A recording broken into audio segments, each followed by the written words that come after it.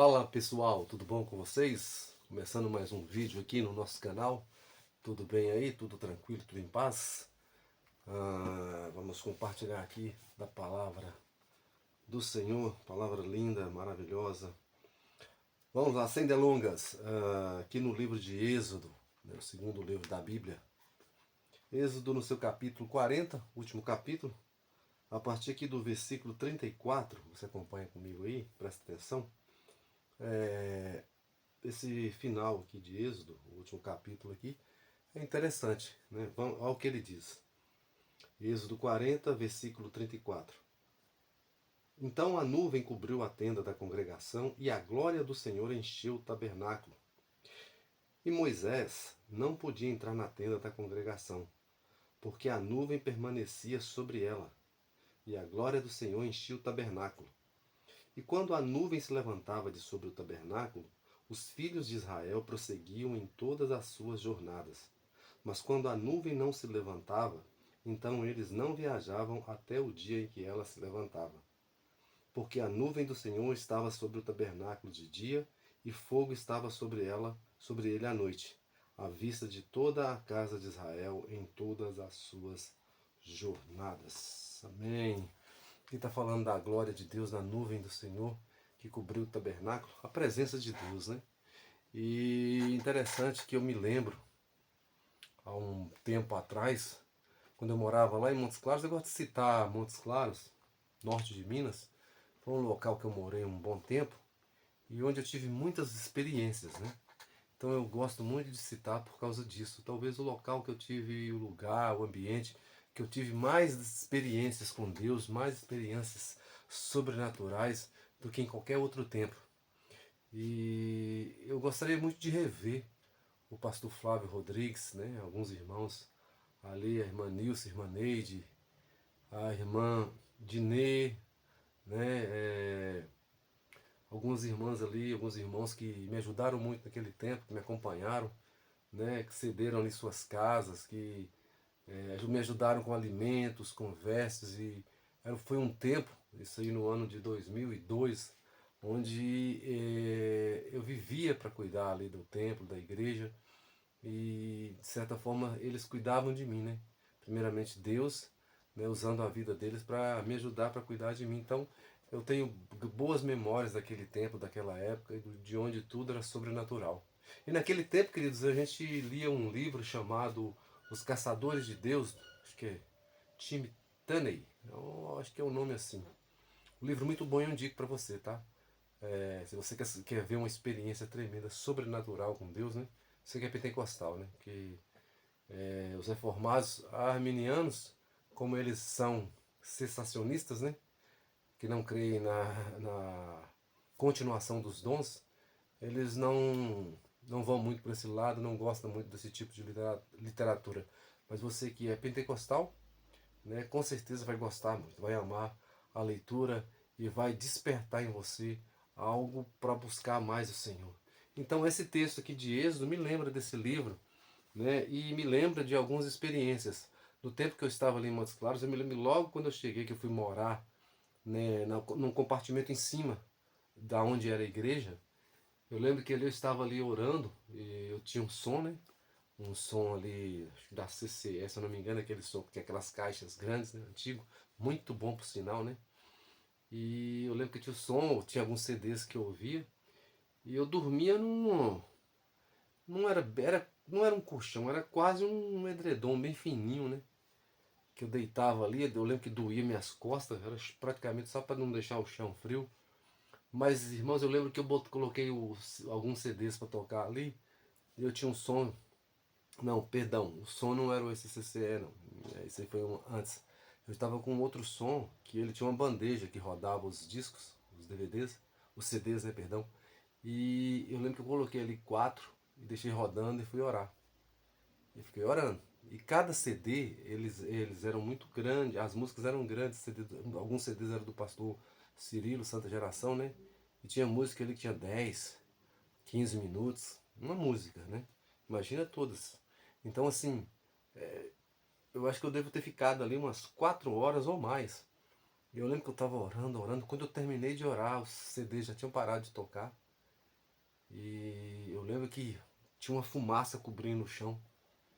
E eu fiquei procurando de onde está saindo essa fumaça. Só que não tinha cheiro, não tinha cor. Era um aspecto de uma fumaça, parecendo aquelas fumaças de gelo seco. Mas não tinha nada frio, nem quente. E eu não conseguia entender, não tinha local, não tinha cheiro bom nem cheiro ruim. E foi uma experiência sobrenatural ali que eu tive. E eu sinto falta disso, lembro muito daquilo. E eu estou contando tudo isso para que nós possamos nesse tempo, onde um tempo que estamos vivendo de muita dificuldade, um tempo que é onde as coisas ruins estão aumentando na nossa vida, os ataques, as perseguições, né, as discórdias, né, estamos mais sozinhos, as pessoas não estão vivendo aquilo que a Bíblia fala, né, amantes de si mesmas, não compartilham mais, não se preocupam com o próximo. Muitos têm seus grupos fechados, não deixam outras pessoas entrarem. As pessoas não se preocupam mais se você está bem, se está mal, se você está indo à igreja ou não, se você está doente, se você está precisando de alguma coisa. A única pessoa hoje, não estou falando que é só ela, né? Lógico que tem milhares de pessoas espalhadas no mundo, pessoas boas que ajudam, mas próximo que eu conheço a minha esposa Valéria, ela é uma pessoa que se preocupa muito com o próximo, até mais do que ela ou com a gente mesmo. Ela está sempre tentando ajudar as pessoas de alguma forma. Eu não estou dizendo com oração, não, moço. Eu estou dizendo ajuda física, material mesmo. Né? Ela ora, claro que ora, mas se preocupa muito em procurar ajudar a dar roupas para as pessoas, a alimentos. Às vezes famílias aí, mães que terminaram um relacionamento, que estão com seus filhos passando dificuldades, que estão numa casa ou não tem casa, ela corre para arrumar, para ajudar procurar essa casa, é, procura conseguir né, uma geladeira, um fogão, uma cama, alguma coisa para ajudar essas pessoas e nesse tempo eu vejo ela correndo atrás disso, fazendo essa assistência social. E ontem eu estava vendo um programa que eu gosto muito que chama Crescendo na Fé. Eu lembro dos pastores falando ali a respeito das viúvas, né, dos órfãos, né, o que a Bíblia nos ensina que a igreja deve cuidar dos órfãos, das viúvas, daqueles que têm necessidade. E muitas vezes nós vemos em alguns lugares muitas campanhas, né, campanhas para arrecadação de dinheiro. Eu não sei se eu falei isso aqui em outro vídeo, não me recordo, mas eu entendo que diz que às vezes se levanta alguns pregadores para pedir não vou dizer ajuda, né? Mas começa com essas campanhas, né? E já viu aquela questão da pessoa, eu já tive alguns cultos em que o pregador fala assim, ó, Deus está me mostrando aqui 100 pessoas com 100 reais para ajudar aqui na obra, né? Ou então ele fala, ó, Deus está me mostrando aqui que 50 pessoas vão ajudar com 50 reais e a vida dessas pessoas serão transformadas depois que você fizer isso. E eu pergunto, aonde que está isso na Bíblia? Onde está isso?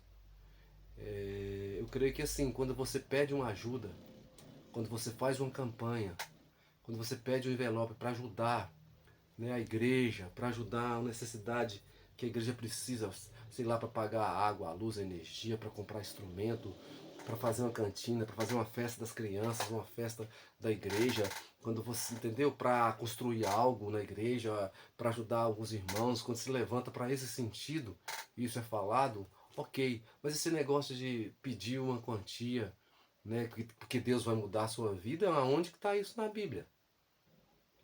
Aonde que está? Irmãos, não é por nada. Eu conversava com uma pessoa esses dias e ela me dizia que ela nunca tinha lido a Bíblia toda, né?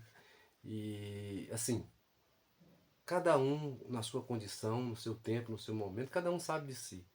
Mas eu creio que do dia que eu aceitei Jesus, eu não quero assim, eu não me lembro das contas hoje em dia, não dá mais para fazer uma conta, mas eu acho que eu já li a Bíblia para mais de 15 ou 20 vezes, toda. Né? Porque eu sempre leio a Bíblia, tenho a devocional que eu vou lendo, né? Vou descendo Gênesis e vai lá até Apocalipse. Também tem os meus estudos dos livros separados da Bíblia e também tem os livros, né?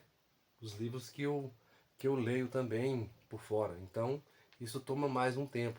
Mas eu procuro ter uma devocional para todo ano eu ler a Bíblia toda, né?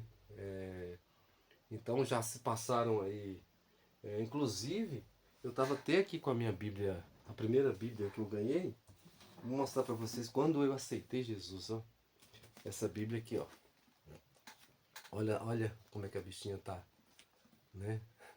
Isso aqui foi o pastor Ilmar, que era da comunidade evangélica de Salinas. Salinas é a cidade que está perto da minha, de onde eu sou, Taiobeiras, mas que já faz parte do Vale do Jequitinhonha, né? E ali em Salinas eu morei ali, na época que eu cantava em banda ali, e foi quando eu aceitei Jesus lá na igreja, juntamente com o pastor Ilmar, que foi o pastor que me discipulou naquele tempo, e ele me deu essa Bíblia. E olha para você ver aqui, ó. Ó, não sei se dá para vocês verem aí, vou deixar um pouquinho aqui, ó, para vocês verem a data aí, tá vendo? 17/10/97. Eu aceitei a Jesus, não me lembro se foi nesse mesmo mês. Aqui foi quando eu ganhei a Bíblia, né? Que ele colocou a dedicatória aqui e a data, mas foi nesse ano de 97. Eu só não me recordo o mês certo, se foi o mês 10 ou o mês 9. Mas enfim, eu ainda tenho ela aqui, essa Bíblia maravilhosa, né? E não, que eu não vou me desfazer dela por nada nesse mundo. Né, bichinha, coitada, tá velhinha, mas tá aqui. Tá aqui, firme e forte, olha. Que legal, hein? Meu Deus, quanto tempo se passou. Estamos aqui, ó. Aí pra você ver como é que ela é por dentro. A Bíblia velhinha. Maravilha de Deus, hein? Glória a Deus. Olha as anotações. Tem um monte de anotações como essa aqui, ó. Tudo desse tempo. Que legal, hein? Então, queridos, então é aquela questão. Hoje é um tempo que tudo está se fechando, tudo está se findando e a gente precisa se aproximar mais de Deus, né? Agora que a gente precisa se aproximar mesmo, para que a gente não caia em tentação, para que a gente não caia no engano do inimigo e para que a gente persista e fique firme, né? Jesus está voltando e a gente precisa estar firme. Vamos buscar novamente a glória do Senhor. Houve um homem que subia ao monte e dizia para Deus: Deus, cadê o Deus de Elias? Cadê o Deus de Elias? Eu não vejo mais os milagres, as maravilhas, os poderes, a unção. A minha vida não está mais do mesmo jeito. E ele sempre falava isso, até que um dia Deus falou para ele, né? A voz de Deus veio sobre ele e falou: cadê o Elias de Deus? Né? Nós queremos as manifestações do Senhor, queremos o sinal, mas nós não queremos fazer nada para que isso aconteça. Então, primeiro precisa partir de nós. Eu e você precisamos nos levantar em oração, adoração, santidade e buscar o Senhor. Hoje eu estou meio ruim, mas já tem uns dias que eu não estou dormindo direito, né? E aí eu estou com os olhos tá meio fundo, sono, assim, um cansaço, né? Que vai acumulando, acumulando e a gente precisa dormir, né? Para poder ter energia para o corpo, para o dia a dia. Mas Deus está fazendo algumas coisas aí, é um tempo que estamos passando por algumas lutas, né? Algumas tribulações, mas eu estou aguardando o agir de Deus, né? Esperei com paciência no Senhor, Salmo 40, né? E eu sei que o meu Senhor, que o meu Redentor vive e em breve se levantará ao meu favor. Então, essa é a minha fé e a minha esperança. Queridos, é isso que eu queria trazer para vocês aqui nessa breve palavra. Espero que tenha falado ao teu coração, tá? E fique firme. Buscai o Senhor enquanto se pode achar. Invocai-o enquanto está perto. Vá para o teu quarto, vai para a tua igreja, vá para algum lugar, mas busque o Senhor. Em tempo e fora de tempo. Fortaleça. Amém? Que Deus abençoe. E até a próxima.